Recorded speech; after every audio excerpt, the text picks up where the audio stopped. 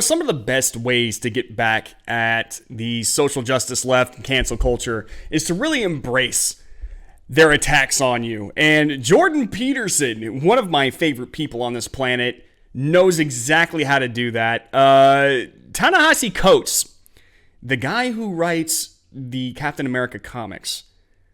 And I don't know why they gave him that job, to be honest with you. He is one of the most racist, unbelievably horrible people on the planet who hates America. I don't know why they gave him the job of writing about America's greatest superhero.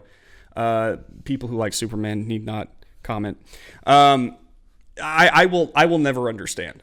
But more on him in a second. What Ta-Nehisi Coates did was effectively write a Captain America comic where Red Skull is basically taking on a lot of the characteristics of Jordan Peterson. For those of you who don't know who Red Skull is or don't follow Captain America comics, that's perfectly okay. I'll fill you in right now. The Red Skull is Captain America's number one nemesis. He is supposed to be representing the Nazi ideology. He was, the head of Hydra, a lot of that kind of Nazi-ish feeling, a lot of that Nazi energy coming from Hydra. For those of you who ever watched the Captain America movies, you'll know exactly what I'm talking about. But Red Skull is supposed to be the exact opposite, the antithesis of Captain America. And Ta-Nehisi Coates decided in the comics to give the Red Skull a lot of, I would say a lot of things that compare with Jordan Peterson, a lot of characteristics. Here at Breitbart, Ta-Nehisi Coates' Captain America comic parodies Jordan Peterson with Nazi villain. Now, it started like this. Just to give you a little idea of what we're looking at here, here's one of the panels that Ta-Nehisi Coates wrote in. The Red Skull, Chaos and Order, Carl Luger's Genius, The Feminist Trap, all these like YouTube videos that supposedly are watched by white supremacist men. But then you have this little window here that says 10 Rules for Life. Now, Jordan Peterson is popularly known for writing the book 12 Rules for Life, which it's a great book. You really should read it. It really helps get especially if you're a man, get your life in order. But it helps everybody. But it's one of those books that comes along every once in a while that I feel should be required reading. There's no real ideological positioning in it. It really is a book about how to help your life, how to make sense of things that happen to you. It's really great. It really puts the world in perspective. And apparently Ta-Nehisi Coates does not like that. Not many people on the left like Jordan Peterson because Jordan Peterson is a realist. He cuts through the crap. And he doesn't he shows you the world for what it really is, while much of the hard left wants to paint a fantasy version of reality. A fantasy version where, men and women, are interchangeable. Jordan Peterson does not believe in that. So that's one of the main reasons they hate him. But Ta-Nehisi Coates decided to do this. It was unfair. It wasn't cool. But he did it anyway because Ta-Nehisi Coates is just one of those guys who he hates really everything that's pro-America. He hates everything that is not of the left. We'll say it like that. He is a consummate social justice warrior. And of course, naturally, Marvel for some reason has gone deep into social justice warrior territory in their comics. Their sales have been dropping horrifically. And I guess they, for some reason, think that, if they go woke, they won't go broke, which is I'm sorry. It should be a best practices kind of thing every corporation adopts. Once you go broke, go woke, you go broke. There are few exceptions to this, Nike being one of them, I think. I think Nike was the only one so far that I can think of that actually gained money for going woke. But regardless, Jordan Peterson saw it. Do I really live in a universe where Ta-Nehisi Coates has written a Captain America comic featuring a parody of my ideas as part of the philosophy of the arch villain Red Skull? So Ta-Nehisi Coates did Jordan Peterson dirty. Let's say that. What kind of person is Ta-Nehisi Coates to give you an idea of how bad he is and why he should not be writing the Captain America comics? I'll give you one specific instance that really kind of sheds light on who he is. His monstrous passage about this is, by the way, this is from Politico, and it's writing about the kind of person, the unbearable kind of personality that Ta-Nehisi Coates has. You know, he's super racist. He has a very nasty view of the world, especially of America. And there was at one point in time that he claims that he witnessed 9/11 live. He watched it happen right in front of him. I'm just going to go ahead and read you this little passage from Politico. His monstrous passage about 9/11 from his book that he wrote is a good summation of where he's coming from. He writes of the police and firefighters who died running into the building in a forlorn effort to save all the people whose bodies were about to be obliterated into dust. They were not human to me. Black, white, or whatever, they were menaces of nature. They were the fire, the comet, the storm, which could, with no justification, shatter my body. That's what he thinks of our first responders, especially the people who ran in selflessly to save people during 9/11. You know, when everyone else was running away, those were the people who were running toward the danger in order to rescue as many people as possible. Ta-Nehisi Coates looks down on these people. He is, safe to say, one of the worst people in America, and for some odd reason, Marvel hired him to write about a figure that embodies America. And naturally, he turned his attention on a guy who probably is his antithesis.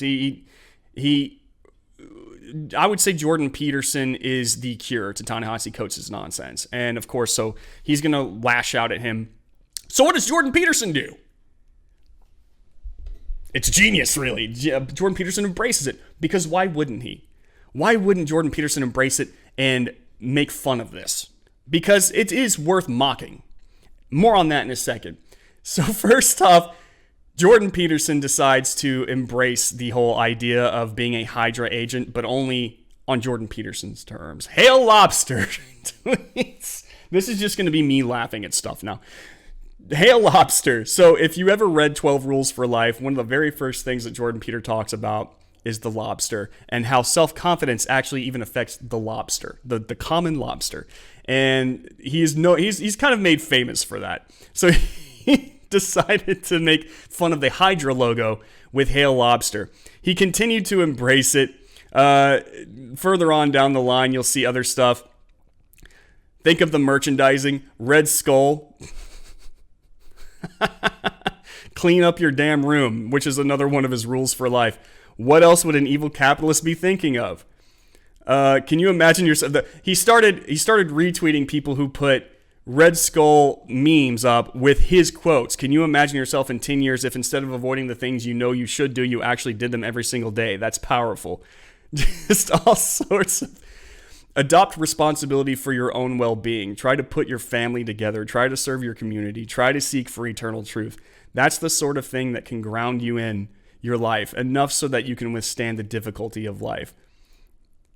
It's in the best interest of the radical left type's best psychological and strategic interest to refuse to admit to the possibility that reasonable people can object to their ideological stance, because if reasonable people objected, that would imply that their ideological stance is not reasonable. Just all these great quotes being put and attributed to Red Skull now, because, again, I want to make this very clear. Cancel culture is very real. This is my favorite. If you are, the thing about cancel culture is, for our society, it's almost a choice. Now, what do I mean by that? Because, so many people have been canceled and have been fired, their lives and ruined. Some people have committed suicide. So how can I say something like that? In order for cancel culture to work, society has to embrace cancel culture. We have to take it very seriously. Now, what do I mean by that? Taking it very seriously in the essence of a corporation believing that if they continue to not subjugate themselves to the social justice warrior class of our society or whatever, that they will somehow suffer great harm because of it, boycotts and all this stuff. The truth is they won't.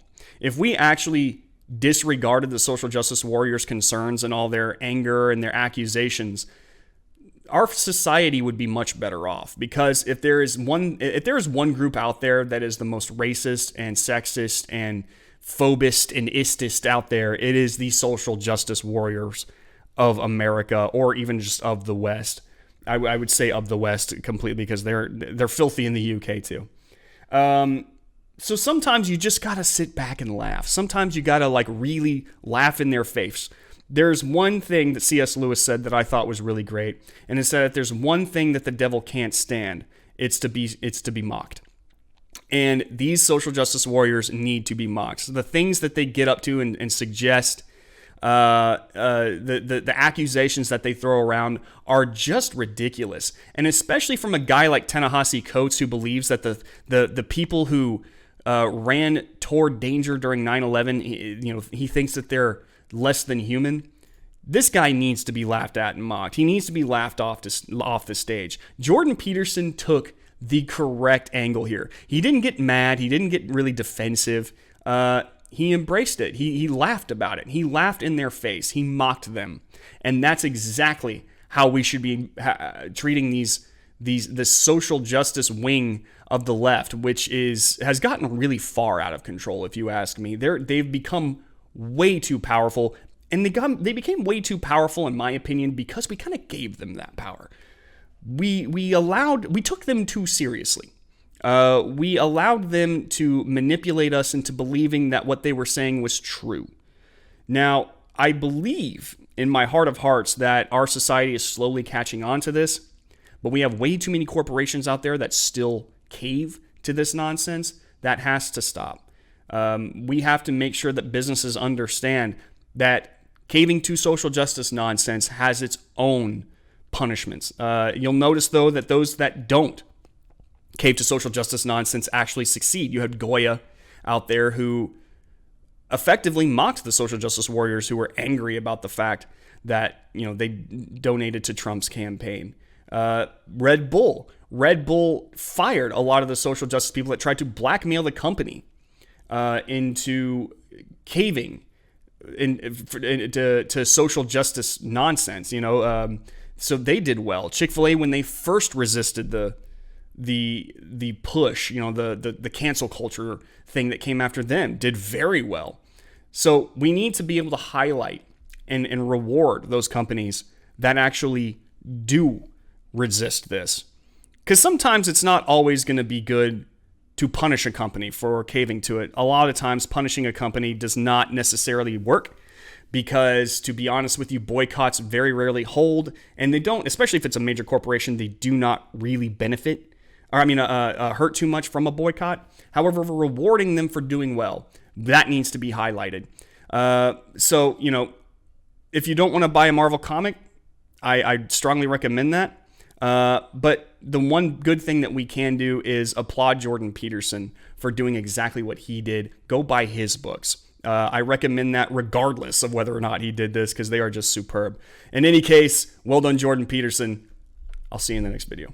Hey, thank you so much for watching this video. If you enjoyed it or learned anything, please hit that like button and be sure to subscribe and hit that bell notification icon so you're made aware when we upload new content. See you in the next video.